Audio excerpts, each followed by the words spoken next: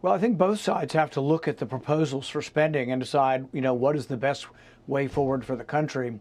The Republican proposal adds about $2 trillion in debt over the next year, so it'll be short $2 trillion. So I oppose the Republican plan because it adds debt. The Democrat plan would add $3 trillion in debt. So really both plans are laden with deficit spending, and I think that's the biggest problem that our country faces. So I've actually proposed an alternative. I've proposed a penny plan, which would cut a little bit across the board, and my plan would balance over about 5 years. We got a vote on mine last week, and 36 Republicans supported it, 16 didn't, and no Democrats did. So my plan didn't pass either. But the plan that I would support would be a plan that reduces spending and reduces deficit spending.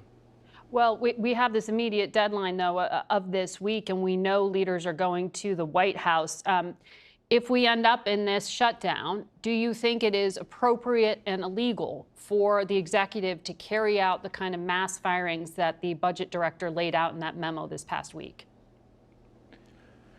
There's been several cases adjudicated now all the way up to the Supreme Court, and the president seems to have won every one of them on his ability to hire and fire within the executive branch.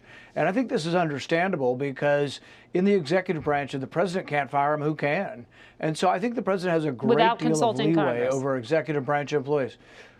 For hiring and firing people in the executive branch, I think he has a great deal of leeway. The court has upheld this repeatedly, and so I suspect they will. Even when Congress, the Democrats try to protect this agency called the Consumer Financial Protection Board, and they said, well, the funding will come from the Fed. You won't get to vote on the funding, and the person hired can't be fired. Well, he did fire that person in 2020, and the courts upheld that in 2021 in the Supreme Court. And really, since then, every case he has won. And as you know, I'm an equal parts critic of both Republicans and Democrats. I've criticized Trump on things. But the one thing is on the hiring and firing, I think he's going to win every one of those cases.